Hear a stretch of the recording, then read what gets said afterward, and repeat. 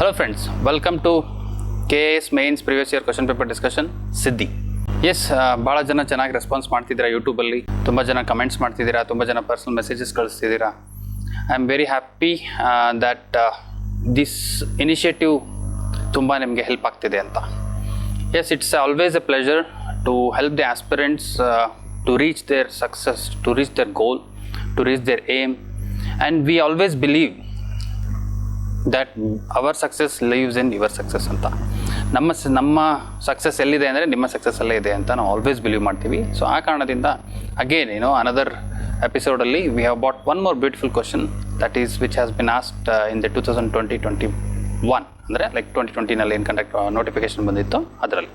So 2021ನಲ್ಲಿ ಏನು question ಕೇಳಿದ್ರಿ, ಇದನ್ನು ತುಂಬ ಚೆನ್ನಾಗಿತ್ತು ಕ್ವಶನ್ನು, ತುಂಬ ಬ್ಯೂಟಿಫುಲ್ ಆಗಿತ್ತು. ಬಟ್ ಆದರೆ ಅದರಲ್ಲಿ ಸ್ವಲ್ಪ ಆ ಕಡೆ ಈ ಕಡೆ ಕ್ವಶನ್ ಸ್ವಲ್ಪ ಡಿಫ್ರೆಂಟಾಗಿ ಫ್ರೇಮ್ ಮಾಡಿದರು ಅಂತ ಅನ್ಕೋ. Looks very simple but it was having a 2 parts. So again, before I start the video, I just want to remind you, all of you, people who have not watched the video, ಮೊದಲಿಂದೆಲ್ಲ videos ನೋಡಿಲ್ಲ ಅಂದರೆ go back to the videos. Okay, all the videos previous year question papers ಎಲ್ಲನೂ discuss ಮಾಡ್ತಾ ಬಂದಿದ್ದೀವಿ. Okay, it is almost around 60-70 videos ಆಗಿಬಿಟ್ಟಿದೆ already. So ಅದನ್ನು ಎಲ್ಲ videos ನೀವು ನೋಡ್ತಾ ಹೋಗಿ, ಸೊ ದಟ್ ನಿಮ್ಮ ಆನ್ಸರ್ ರೈಟಿಂಗ್ ಏನಿದೆ ತುಂಬಾ ಇಂಪ್ರೂವ್ಮೆಂಟ್ ಆಗುತ್ತೆ. ಬಿಕಾಸ್ ಈಚ್ ಆ್ಯಂಡ್ ಎವ್ರಿ ವಿಡಿಯೋದಲ್ಲಿ ಈಚ್ ಆ್ಯಂಡ್ ಎವ್ರಿ ಫ್ಯಾಕಲ್ಟಿ ನಾವು ತುಂಬ ನಿಮಗೆ ಹಿಂಟ್ಸ್ ಕೊಡ್ತಾ ಹೋಗಿದ್ದೀವಿ. So how to write on answer, how to improve your answer writing skills. So all these things, aspects we have discussed in each and every video. So I request all of you to go back and watch the video and write the answers wherever you be. ಎಲ್ಲೇ ಕೂತ್ಕೊಂಡು answer ಬರೆಯೋದನ್ನು practice ಮಾಡಿ. Answer ಬರೀಲಿಲ್ಲ ಅಂದರೆ marks increase ಆಗಲ್ಲ. Practice ಇಲ್ಲ ಅಂದರೆ ನಾವು success ಆಗೋದು ಕಷ್ಟ ಆಗುತ್ತೆ. ಸೊ ಹಾಗೆ in that perspective I am telling you all of you to practise every day answer writing. Okay, so that you can appear in the final list. So ಭಾಳ ಜನ ಆಸ್ಪೈರ್ ಮಾಡ್ತೀರಾ ನಾನು ಆಫೀಸರ್ ಆಗಬೇಕು ಅಂತ. ಬಟ್ ಆಫೀಸರ್ ಆಗೋಕ್ಕೋಸ್ಕರ ಆ ಶ್ರಮ ಏನಿದೆ, ಆ ಪರ್ಸಿವರೆನ್ಸ್ ಏನಿದೆ, ಆ ಡೆಡಿಕೇಶನ್ ಇದೆ, ಆ ಡಿಟರ್ಮಿನೇಷನ್ ಏನಿದೆ, ಆ ಫೋಕಸ್ ಏನಿದೆ, ಅದು ಇಟ್ಕೊಳ್ಳಿಲ್ಲ ಅಂದರೆ ಆಫೀಸರ್ ಆಗೋದು ಕಷ್ಟ ಆಗುತ್ತೆ. ಸೊ ಹಾಗಾಗಿ tell each and every aspirant, okay, be focused at this particularly at this point of time for at least 1 year. Okay, so if you dedicate 1 year and you can be happy for rest of your life. Okay, so you will get a great secure job and respect, recognition, everything you will get it. So in that perspective I'm telling you, be focused and work hard, and success comes to those who are focused, and success comes to those who are determined. The success comes to those who are dedicated. Okay, so dedicate your life for this examination and definitely you will get the success. I wish you all the best for the exam, and let's start the discussion. So what was the question which has been asked in the previous year in 2021? So it was a public administration paper 2 and section 3. So what was this? Discuss the core characteristics and features of new public management. Okay, so it was a simple question, but however he has asked in 2 different parts. So what I will do in this antandre, though I have bought the answer, what I will do, I will not discuss the approach here, because we have already discussed the approaches in most of the answers. This is a simple question. I hope you have the you know how to approach for a simple question ಅನ್ನು approach ಹೇಗೆ ಮಾಡಬೇಕು ಅನ್ನೋದನ್ನು ಇಷ್ಟು videos ನೋಡಿದ್ಮೇಲೆ ನಿಮ್ಗೆ ಅರ್ಥ ಆಗಿರುತ್ತೆ ಅಂತ ಅನ್ಕೋತೀನಿ. ಸೊ ಇನ್ ದ್ಯಾಟ್ ಪರ್ಸ್ಪೆಕ್ಟಿವ್ ನಾನು ನಿಮಗೇನಂತ ಇದ್ದೀನಿ ಅಂದರೆ, in this I will discuss the content. Public management ಅಂದರೆ ಏನು ಅನ್ನೋದನ್ನು ಡಿಸ್ಕಸ್ ಮಾಡೋಣ. ಸೊ ಅದ್ರ ಮೇಲೆ ನೀವು ಆನ್ಸರನ್ನು ಬರೀರಿ. ಟೀಕೆ, so I will skip this slide. I will not discuss how to write and what to approach, because I feel that if you have watched previous videos, definitely you will be able to write the approach. Okay, before writing and mains answer writing ಮಾಡೋಕ್ಕಿಂತ ಮುಂಚೆ ನೀವೇನು ಮಾಡಬೇಕು, first ಒಂದು each and every ಕ್ವಶನ್ಗೂ approach ಬರೀರಿ ಅಂತ ಹೇಳ್ತೀನಿ. So if you are unable to practice, if you are unable to write whole answer, at least try to write the approaches. ಟೀಕೆ. So what is NPM? ಈ new public management ಅಂದರೆ ಏನು? So ಇದು ಯಾವಾಗಲಿಂದ ಬಂತು, ಇದು ಯಾವ ಕಾರಣದಿಂದ ಬಂತು? What is new public management? So the concept of new public management is an outcome of globalisation ಅಂತ ಹೇಳ್ಬೋದು. So what is globalisation? So globalisation ಅಂದರೆ ಮೀನಿಂಗ್ ಏನು? ಗ್ಲೋಬಲೈಸೇಷನ್ ಎಲ್ಲಿಂದ ಶುರು ಆಯ್ತಿದ್ದು? So globalisation is nothing but what we are seeing nowadays, the culture transformation or the culture imposition. Okay, so culture transformation, ಒಂದು ಕಲ್ಚರಿಂದ ಒಂದು ನೇಷನಿಂದ ಇನ್ನೊಂದು ನೇಷನ್ಗೆ ಕಲ್ಚರ್ ಟ್ರಾನ್ಸ್ಫರ್ ಆಗ್ತಿದೆ. ಸೊ ನಾವು ಅಂತಿದ್ದೀವಿ, ಭಾಳ ಕಡೆಗೆ ನೋಡ್ತೀವಿ. So the yoga has been exported from India to other countries, right? So exported to other countries, And then similarly we have imported lot of aspects, okay, western lifestyles, the Domino's, pizza, okay, burger, all these things, you know, the food habits have been changed because of the globalization. So ಈ globalization impact ಇಂದ ನಮಗೇನಾಯಿತು, new public management ಅನ್ನೋದು ಇದರದ್ದು ಒಂದು part ಅಂತ ನಾನು ಹೇಳ್ಬೋದು.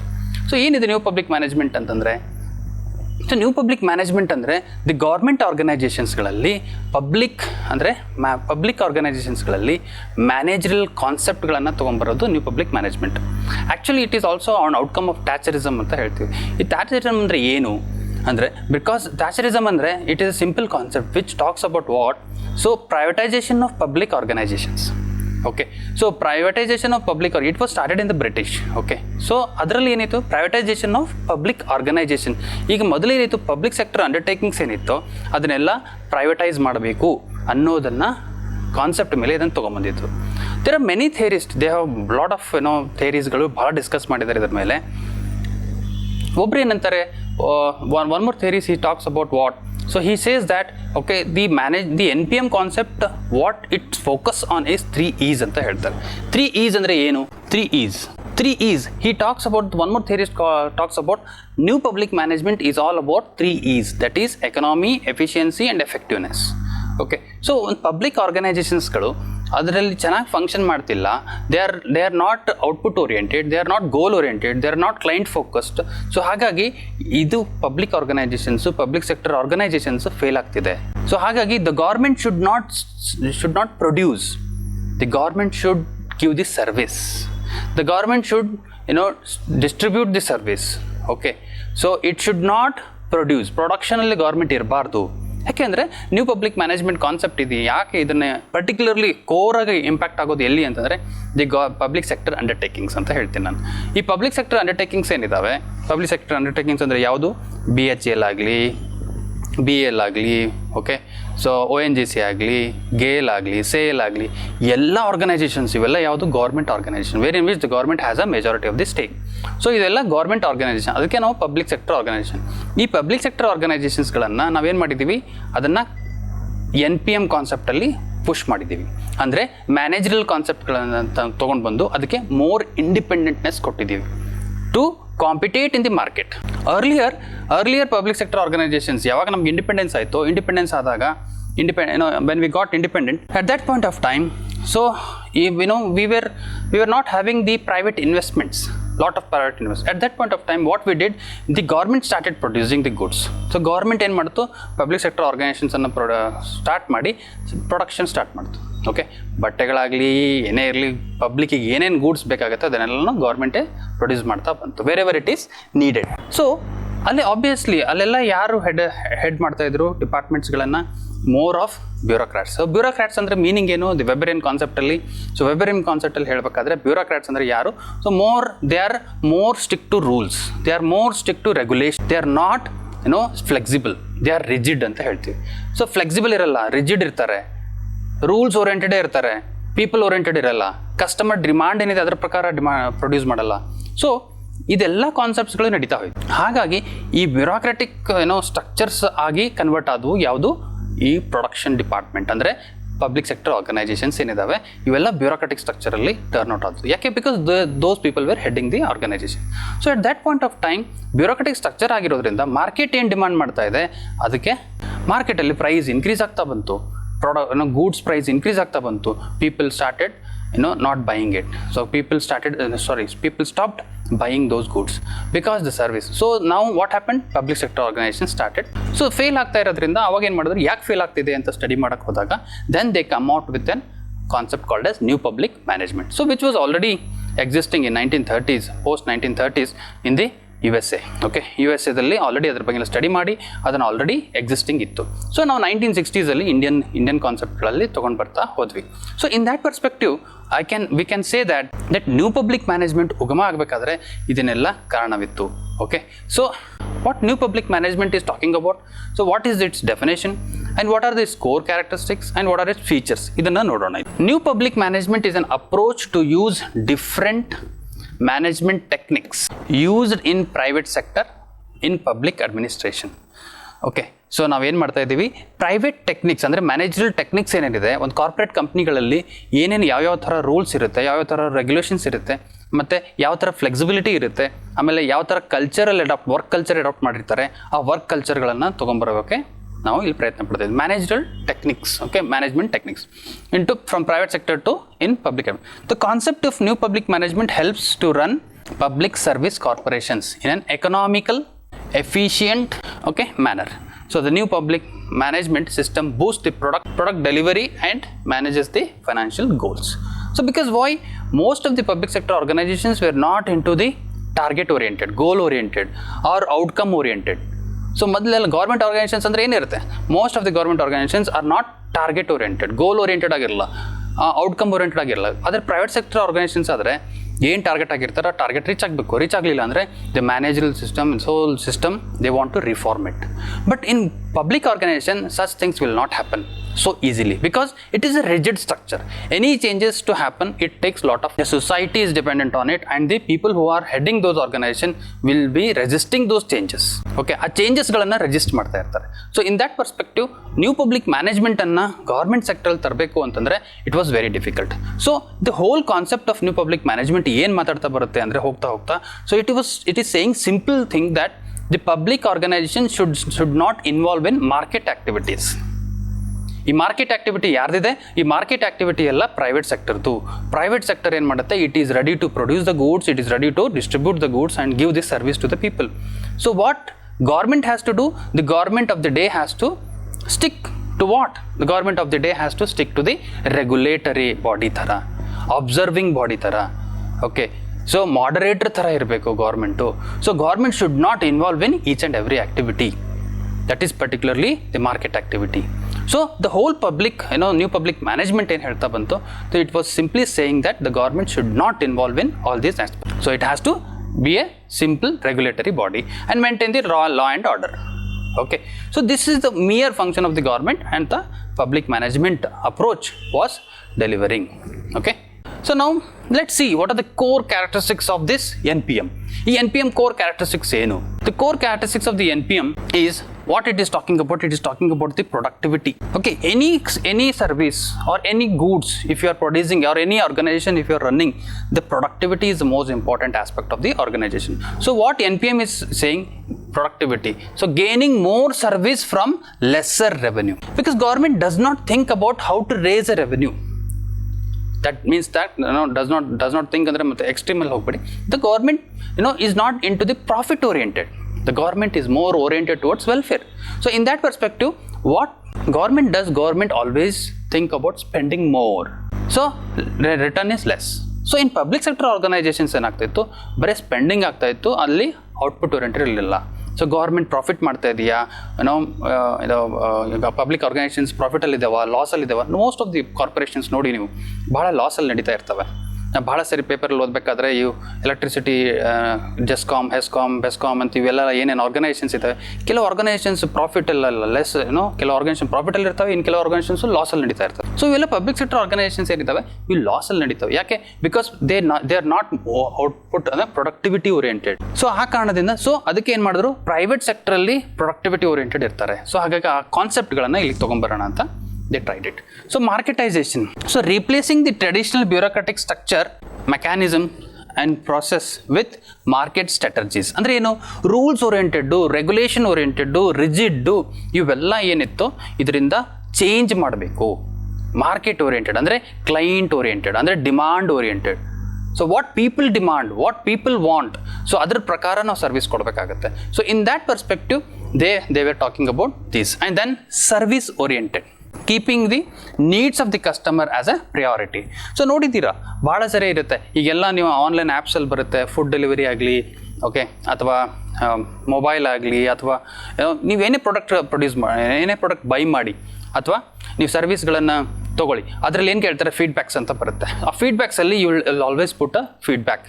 So ನೀವು feedback ಹಾಕಿದಾಗ ಅಲ್ಲಿ ಏನಿರುತ್ತೆ, customer what customer is demanding ಅನ್ನೋದನ್ನು ಅವ್ರು ಚೆನ್ನಾಗಿ ಅಂಡರ್ಸ್ಟ್ಯಾಂಡ್ ಮಾಡ್ಕೋತಾರೆ, ಯಾರು, private organisation, so that they can deliver the service to the up to the mark. So in that perspective the characteristics of the NPM, what it is talking about the service oriented. What does it mean? It means that the client ಜನ ಏನು demand ಮಾಡ್ತಾರೆ ಅದರ ಪ್ರಕಾರ ನಾವು service ಕೊಡಬೇಕು ಅಂತ. So what it is, who is what is the priority of the NPM? The customer is the priority of the NPM. Okay, so customer are the gods ಅಂತ ಹಾಕೊಂಡಿರ್ತಾರೆ ಅವರು ಕೆಲವು ಕಡೆಗೆ. ಓಕೆ, ಸೊ ಅದಕ್ಕೆ ಕಸ್ಟಮರ್ ಡಿಮಾಂಡ್ ಏನಿದೆ ಅದರ ಪ್ರಕಾರನೇ service ಕೊಡಬೇಕು. So decentralisation, what does decentralisation? Transferring the decision making authority to the lower level means what? Actually transferring the authority. Okay, so decentralization is most important in any organization. Okay, ಇಲ್ಲ ಅಂದರೆ ಪ್ರತಿ ಸಲನೂ ನಾನು centralise ಅಂದರೆ ಮೇಲ್ಗಡೆ officers decision ತೊಗೊಂಡ್ಮೇಲೆ ನಾನು ಕೆಳಗಡೆ ಕೆಲಸ ಮಾಡೋಕ್ಕಾಗುತ್ತೆ. ನನಗೆ ಅಥಾರಿಟಿ ಕೊಟ್ಟರೆ ಕೆಳಗಡೆ ಆಫೀಸರ್ಗಳಲ್ಲಿ ಅಥವಾ ಕೆಳಗಡೆ ಸ್ಟ್ರಕ್ಚರ್ಸ್ಗಳಲ್ಲಿ, so what I will do immediately I will take a decision, I will start implementing, or else I will ask I will send a letter to the central and then if I get approved then only I will implement ಅಂತ ನಾವು ಹೇಳ್ತಾ ಬರ್ತೀವಿ. So ಹಾಗಾಗಿ in that perspective decentralisation, transferring the service delivery responsibilities to the lower level, that is also most important point of NPM. And then policy administration dichotomy. So what does it mean? So what, there has to be a differentiation between the policy and there has to be a differentiation between the administration. So as Wilson, the father of public administration, who advocated it, saying that he talked about politics and administration dichotomy anta helidru. So politics and administration eradu separate agirbeku, they should not mix anta helidru. So what the policy has been done, the administrator has to implement it. So the administrator should not interfere in the policy matters and the policy people should not interfere in the administrative matters. So in that perspective, so policy and administration dichotomy, so making a distinction between what is policy and what is execution. So execution ಏನು, policy formulation ಏನು, so ಎರಡಕ್ಕೂ separate distinction ಮಾಡಬೇಕು, ಅದು NPM has advocated it. Okay, so these are the core characteristics of the new public management. ಅರ್ಥ ಆಯ್ತಾ? Okay, so I hope I have made you to understand what was the new core characteristics of new public management. Let's see some of the same characteristics and features which are given by Osborne and Gaebler. So what they say, they said that the government should be catalytic. NPM ಅಲ್ಲಿ ಇವರಿಬ್ರು ಈ ಥಿಯರಿಸ್ಟ್ಗಳು ಏನಂತ ಹೇಳಿದ್ರು, the NPM concept is standing on all these points. So what they are saying, what the government should be. Now what is the government and what the government has to be. Okay, ಇವತ್ತು ಸರ್ಕಾರ ಏನಿದೆ ಆ ಸರ್ಕಾರ ಮುಂದೆ ಏನಾಗಬೇಕು ಅಂದರೆ NPM ಏನು ಹೇಳ್ತಿದೆ, ಸರ್ಕಾರಕ್ಕೆ ಏನೇನು ಚೇಂಜ್ ಮಾಡಂತ ಇದೆ ಅನ್ನೋದನ್ನು ಇವರು ಹೇಳಿದ್ದಾರೆ. ಏನಂತ, the government should be catalytic government means what? Steering rather than rowing. ಅವರೇ ಸ್ಟಿಯರಿಂಗ್ ಮೇಲೆ ಕೂತ್ಕೊಂಡು ಓಡಿಸ್ತಿರ್ಬೇಕೆ ಹೊರತು ಸುಮ್ಮನೆ ಹಿಂದ್ಗಡೆ ಕೂತ್ಕೊಂಡದಲ್ಲ. Okay, so it has to be it has to be steering. Okay, in that perspective the government is community oriented government, community owned government means solving the problems by themselves. People should be made independent to solve the problems by themselves. So people should be made independent by solving the problem means what? Problem solving alli people anna involve ಮಾಡ್ಕೊಳ್ಳಿ, so that they will solve their own problems and you will be with the less work. Okay, otherwise every time the people will come to you to solve the problems of the people.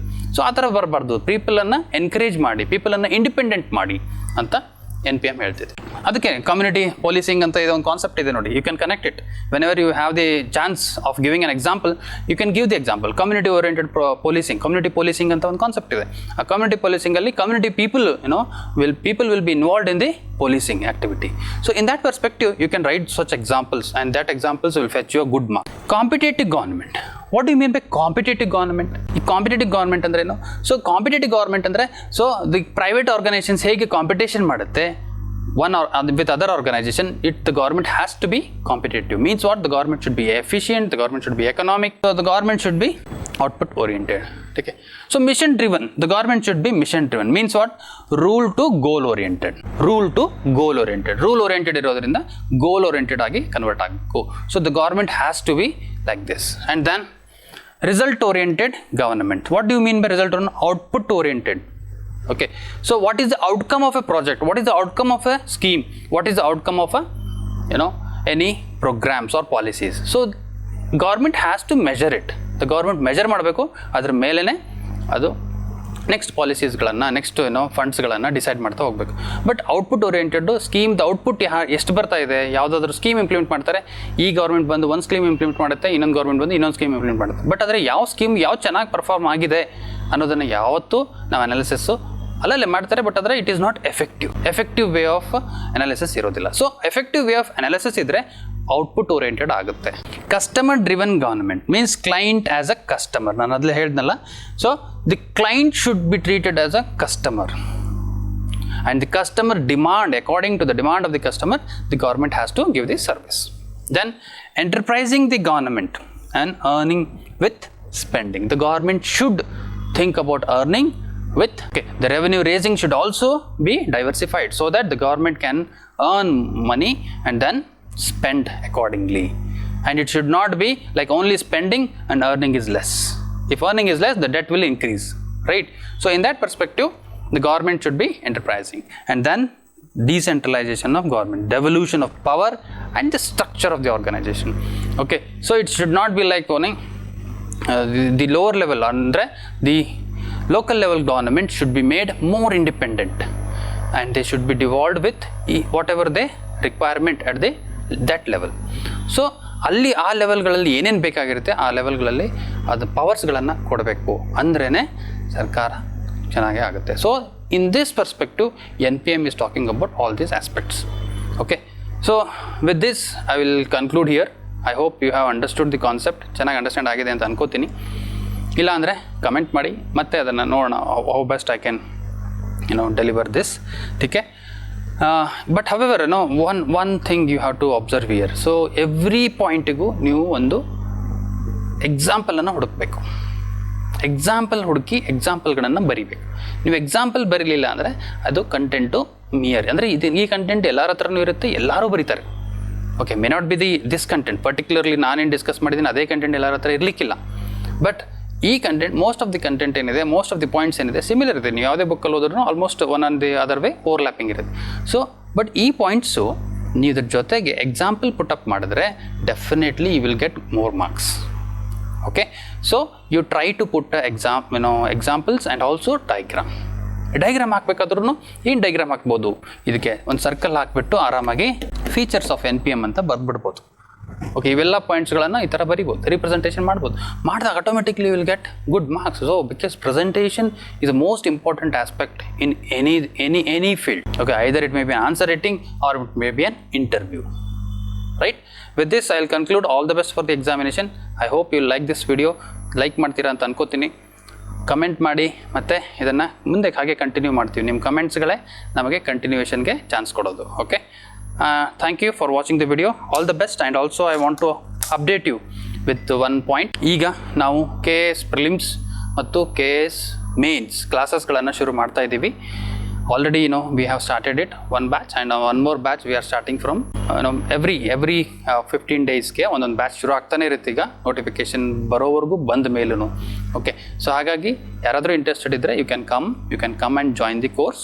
Okay, and people who are unable to come to Bangalore or any other place, then you can write it, you can watch the videos and practice. ನೀವು ಯಾರು videos ನೋಡಿ ಅಲ್ಲೇ ಕೂತ್ಕೊಂಡು ಅಲ್ಲೇ practice ಮಾಡ್ಬೋದು. ಇಲ್ಲಿಗೆ ಬರುವಂಥ ಜರೂರತ್ ಇರೋದಿಲ್ಲ, ನೆಸೆಸಿಟಿ ಇಲ್ಲ. ಸೊ ಹಾಗಾಗಿ ನೀವು ಯಾರು ಇಲ್ಲಿಗೆ ಅಫೋರ್ಡೆಬಲ್ ಇದ್ದೀರಾ, ಇಲ್ಲಿಗೆ ಬನ್ನಿ, ಕೋರ್ಸ್ ತೊಗೊಳ್ಳಿ, ಪ್ರಾಕ್ಟೀಸ್ ಮಾಡಿ, ಆನ್ಸರ್ಗಳನ್ನು ಬರೀರಿ. ಆಲ್ರೆಡಿ ಟೆಸ್ಟ್ ಸೀರೀಸ್ ಶುರು ಮಾಡಿದ್ದೀವಿ. ಪ್ರಿಲಿಮ್ಸ್ ಟೆಸ್ಟ್ ಸೀರೀಸ್ ಶುರು ಆಗಿದೆ, ಮೇನ್ಸ್ ಟೆಸ್ಟ್ ಸೀರೀಸ್ ಶುರು ಆಗಿದೆ. ಓಕೆ, ಆ್ಯಂಡ್ ಪ್ರಿಲಿಮ್ಸ್ ಕ್ಲಾಸಸ್ ಶುರು ಆಗಿದೆ, ಮೇನ್ಸ್ ಕ್ಲಾಸಸ್ ಶುರು ಆಗಿದೆ, ಪ್ರಿಲಿಮ್ಸ್ ಮೇನ್ಸ್ ಮೆಂಟರ್ಶಿಪ್ ಶುರು ಆಗಿದೆ. ಆಮೇಲೆ ಈ ವರ್ಷದಿಂದ ಹೊಸದೊಂದು ಮಾಡೆಲ್ ತೊಗೊಂಬರ್ತಾ ಇದ್ದೀವಿ. ಅದುವೇ ಪ್ರಿಲಿಮ್ಸ್ ಮೆಂಟರ್ಶಿಪ್ ಪ್ರೋಗ್ರಾಮ್ ಅಂತ. ಓಕೆ, ಸೊ ಈ ಪ್ರಿಲಿಮ್ಸ್ ಮೆಂಟರ್ಶಿಪ್ ಪ್ರೋಗ್ರಾಮಲ್ಲಿ we are bringing a new kind of initiative where in which we are taking only few people. ಸ್ವಲ್ಪ ಜನಕ್ಕೆ ತೊಗೋತೀವಿ. ಆ ಸ್ವಲ್ಪ ಜನಕ್ಕೆ ಪ್ರಿಲಿಮ್ಸು ಮತ್ತು ಮೇನ್ಸ್ ಇವೆರಡು ಕಂಪಲ್ಸರಿ ಅವ್ರು ಪಾಸ್ ಆಗೋಕ್ಕೆ ಏನೇನು ಮಾಡಬಹುದೋ ಅದನ್ನೆಲ್ಲ ನಾವು ಇಲ್ಲಿ ಕೂತ್ಕೊಂಡು ವರ್ಕ್ ಮಾಡಿಸ್ತೀವಿ. Will give lot of test, will take the classes, will have a discussion, we'll have a group discussion, and many more things, okay, coming up with this. Okay, thank you for watching the video. We'll see in the next video.